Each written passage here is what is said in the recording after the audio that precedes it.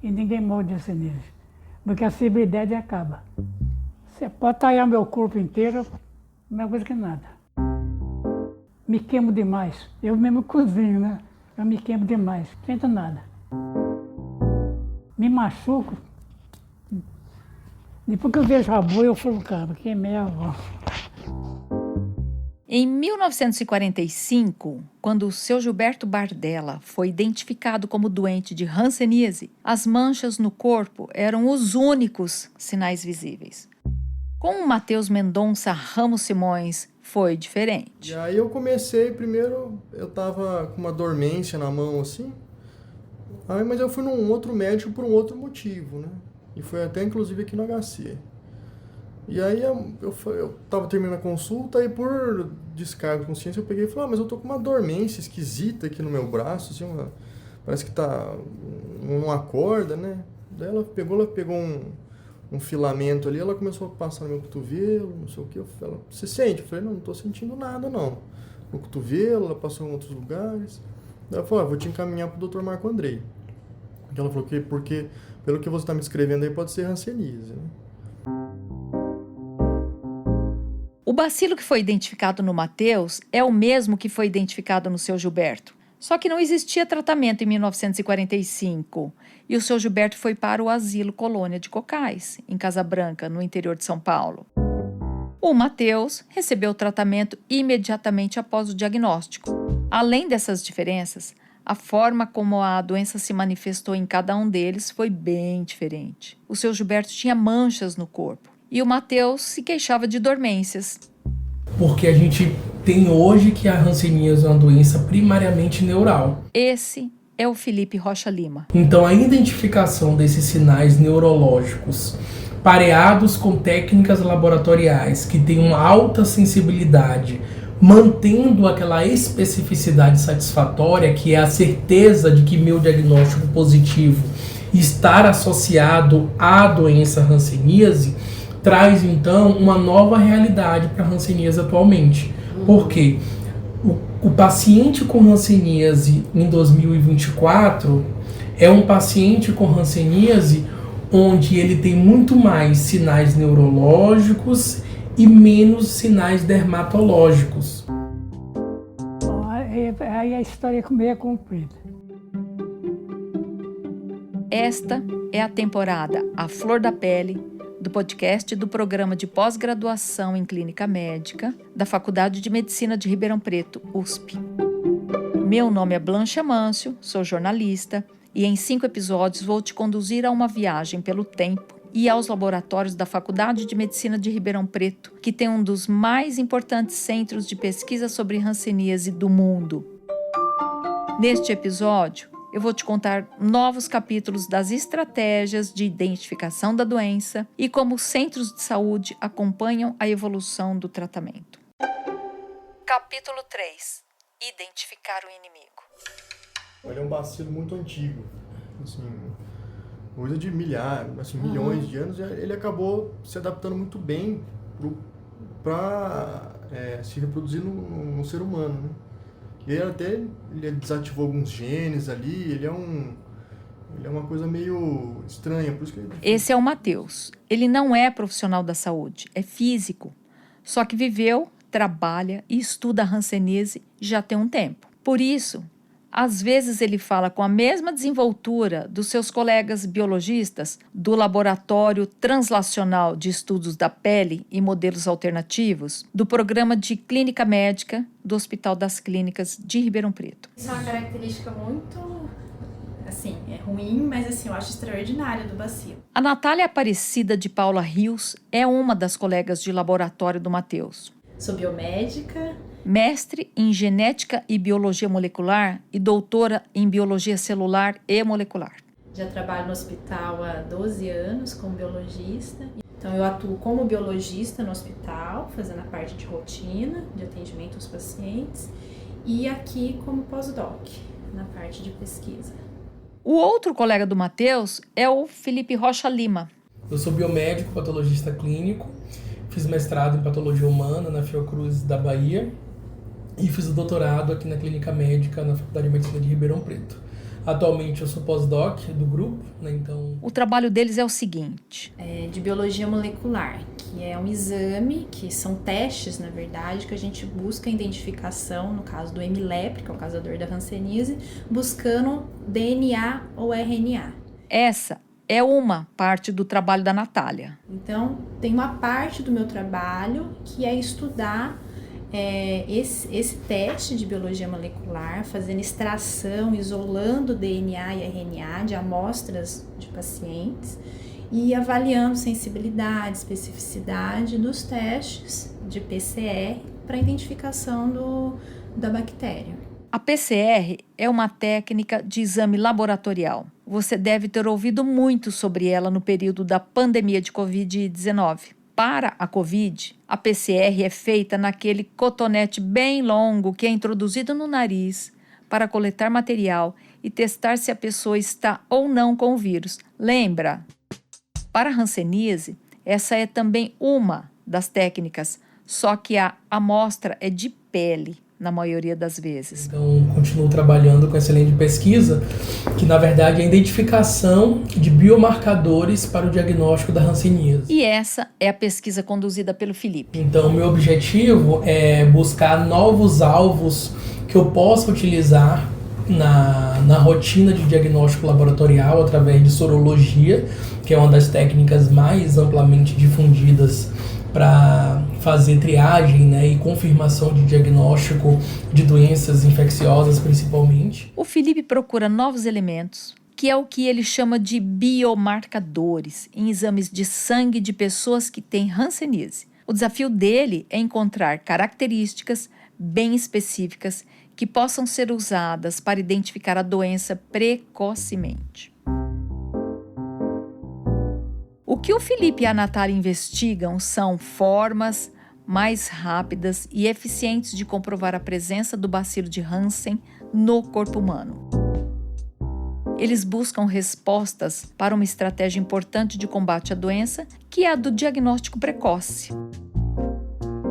As histórias do seu Gilberto e do Matheus são exemplos quase perfeitos de como é essa estratégia de enfrentamento. O do seu Gilberto, pela descrição da época, né, ele tinha várias lesões esbranquiçadas que não suavam e tal. Provavelmente era um paciente com hanseníase dimorfa. Esse é o Dr. Marco Andrei, professor titular da Faculdade de Medicina de Ribeirão Preto, USP, coordenador do Programa de Pós-Graduação em Clínica Médica e coordenador do Centro de Referência Nacional em Dermatologia Sanitária, com ênfase em hanseníase do Hospital das Clínicas. Naquela época não se tinha tratamento. Se eu não tratar, vai chegar uma hora que essa relação vai vencer. Quer dizer, se eu não trato mais cedo, o número de bacilos aumenta. Tuberculose deixa de ser tuberculose, passa a ser dimorfo, fica muito tempo como dimorfo.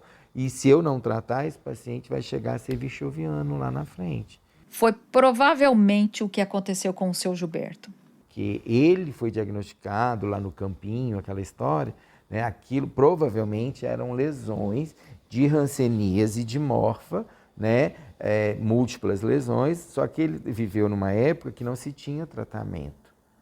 Então, provavelmente, dentro lá do leprosário, eles viram a doença avançar e crescer nesse acometimento.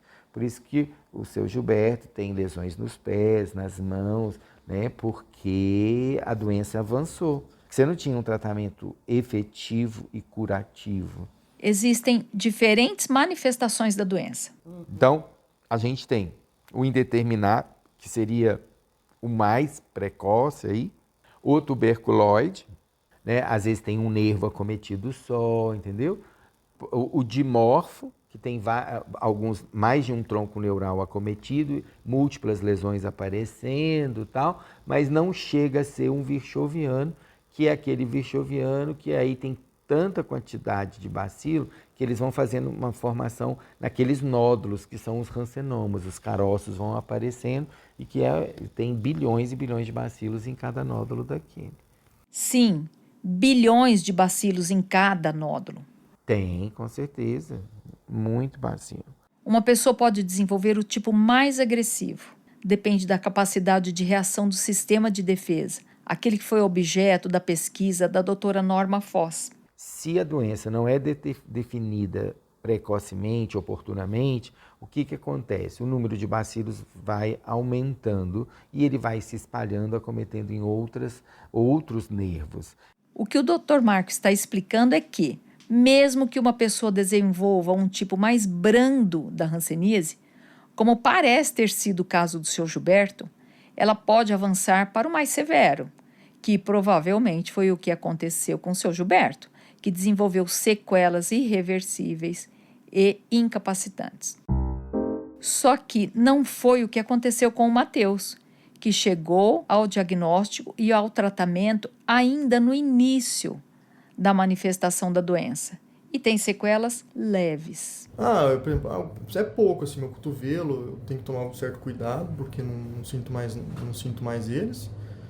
E meu olho esquerdo, ele não fecha muito bem, assim, mas nada muito perceptível. Mas fora isso, digamos assim, eu tive sorte, né, de não deixar evoluir. Eu não fiquei andando tanto de médico em médico. E ele sabe que ainda hoje, em 2024, não são todos que têm essa possibilidade. O Dr. Marco às vezes traz alguns casos das nossas reuniões de grupo ali que chegam para ele atender, que a pessoa já está com as mãos já em formato de garra, o pé caído, que já é uma coisa muito avançada.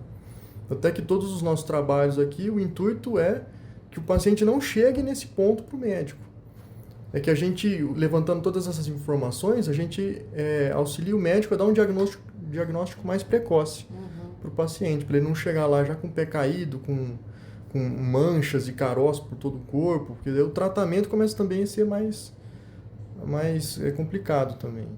Hoje nós falamos que diagnosticar um paciente com muitos sinais dermatológicos, nós estamos chegando tarde para esse diagnóstico. O Felipe está explicando que quando uma pessoa chega hoje a um consultório com manchas na pele, pode ser que o seu corpo já esteja padecendo de outras consequências da doença.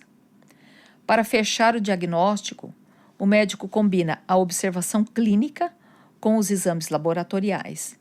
E se o exame deu negativo, não significa que o paciente não tenha sido alcançado pelo bacilo.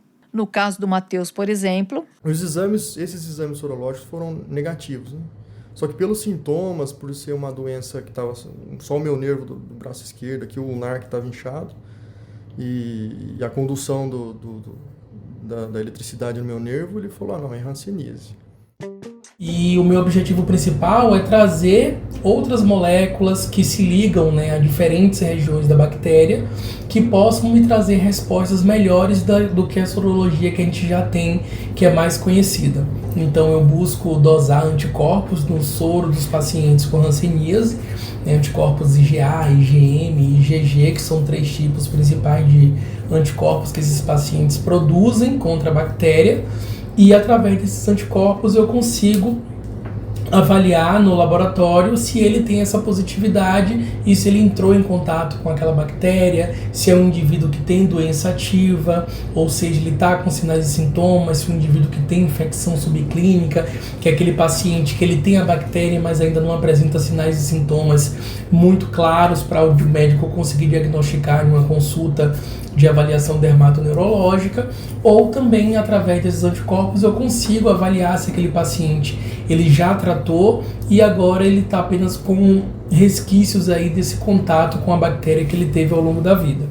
Isso serve para que não reste qualquer dúvida em casos como o do Matheus e também para permitir que o bacilo seja identificado antes de se manifestar. O Felipe desenvolve um novo teste com maior capacidade para diagnosticar a hanseníase. Já a Natália trabalha em outro momento do tratamento e diagnóstico. Para saber se o esquema medicamentoso foi eficiente, um dos exames aos quais os pacientes são submetidos inclui testagem em camundongos.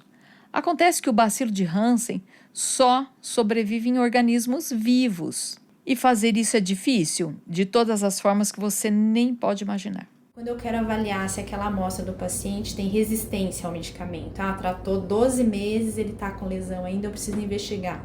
Então, tem a forma de inoculação no animal. No Brasil, os animais mais usados nesses testes são os camundongos, que recebem esse material na pata. Só que isso só pode ser feito em um laboratório específico, o que no Brasil significa isso mesmo. Só existe um laboratório que faz esse tipo de teste. E o resultado demora longuíssimos 6 meses para ficar pronto. Sacrificar, né, eutanasiar o animal e para saber se ainda tem bactéria ali e associar isso com a bactéria de 6 meses atrás que a gente coletou no paciente. Quando o resultado finalmente fica pronto, ele revela uma realidade com no mínimo 6 meses de defasagem. O hemilepre não cresce em placa de Petri, que nem o hemituberculose, por exemplo, que a gente pode pegar uma amostra do paciente, passar na plaquinha e esperar para ver se cresce. O hemilepre ele não cresce assim, ele só cresce em modelo in vivo. O que a Natália testa, já com muito sucesso, é uma alternativa a esse teste. Então, o modelo alternativo que a gente usa é cultura de pele humana. Então, em vez de eu ter o camundongo na gaiola, ali no biotério, eu pego o resto de cirurgia de abdominoplastia, coloco numa plaquinha e uso isso como meu modelo ex vivo, no caso, para inocular a amostra e ver se a bactéria cresce ali. Ex vivo é quando uma parte do corpo humano é mantida viva, entre aspas, em um ambiente de laboratório. Nesse caso, são pedaços de pele remanescentes de cirurgias de abdominoplastia. O teste fica pronto em 1 mês e é feito lá mesmo, no centro de referência do HC. Outro teste que já é usado no centro de referência é o PCR de RNA. O RNA é outra molécula do bacilo. Quando essa molécula é encontrada, indica a viabilidade do bacilo, isto é, ele ainda está ali. É um teste mais rápido, mais recente e está na rotina do laboratório há cerca de 3 anos.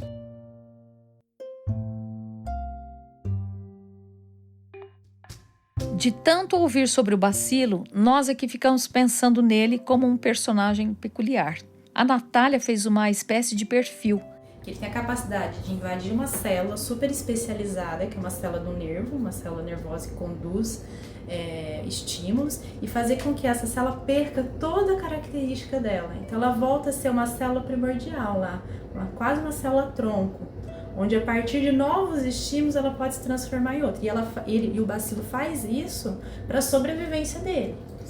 Porque aí ele vai fazer aquela célula mudar toda a expressão. Porque, por exemplo, quando outras bactérias, vamos dizer assim, invadem uma célula, aquela célula ela produz sinais para o sistema imunológico atuar e tentar resolver aquele problema. O hemilepre, ele se esconde lá dentro do nervo, faz essa célula ficar bem quietinha, sem produzir nada, e para ele ficar ali invisível na onda dele, no tempo dele, para ir produzindo os efeitos e ele crescendo ali quietinho. Uma pessoa pode desenvolver a doença mais de 1 década depois de ter tido contato com o bacilo. Nosso nervo é o lugar do nosso corpo que é mais protegido até de nós mesmos. A Natália explica que o bacilo prefere lugares mais frios, por isso não está no sangue, mas sim nos nervos. É por isso que o Felipe busca marcadores nos exames sorológicos e não o bacilo em si. Então a bactéria ela é tão espertinha que ela fica lá dentro do nervo. Então pode ser que ela fica lá escondida. E pode ficar ali, se reproduzindo lentamente por muitos anos até ser descoberta. Na literatura fala que a cada 10 pessoas que entram em contato com o bacilo, apenas uma vai adoecer. Ou seja, uma pessoa, o sistema imunológico acaba permitindo essa infecção. Então, se permitir uma vez, pode ser que permita outra vez se ele estiver exposto novamente a uma carga bacilar significativa. Na estratégia de enfrentamento à hanseníase do Laboratório de Modelos Alternativos, o questionário de suspeição de hanseníase, QSH, chega antes e pretende detectar sinais neurais ou dermatológicos que possam indicar a presença do bacilo. Quando existe a suspeita de que ele está ali, entram em campo o médico, os exames sorológicos e os exames de biologia molecular, de DNA, que buscam moléculas que o identifiquem. E no final, são os testes de biologia molecular de RNA que vão atestar a eficiência do tratamento ou o tamanho da guerra que, porventura, ainda precisa ser travada. Uma doença multissistêmica, né? Então, o que a gente luta e fala muito sobre o diagnóstico precoce é para que esse número de bacilo não seja tão grande, para que outros órgãos, além de nervo e pele, sejam acometidos e nos tragam mais dificuldades terapêuticas. São essas dificuldades que você vai conhecer no próximo episódio. Este episódio faz parte da série A Flor da Pele, do podcast do Programa de Pós-Graduação em Clínica Médica da Faculdade de Medicina de Ribeirão Preto, USP. Avalie, compartilhe e divulgue esse canal para a sua rede de contatos. O canal está nos principais tocadores de podcasts. E lembre-se, hanseníase é uma doença infecto-contagiosa. E o mais importante, tem tratamento. Todos os créditos estão na descrição. Produção, texto e companhia comunicação, roteiro e edição, Daniela Antunes. Só o conceito destrói o preconceito.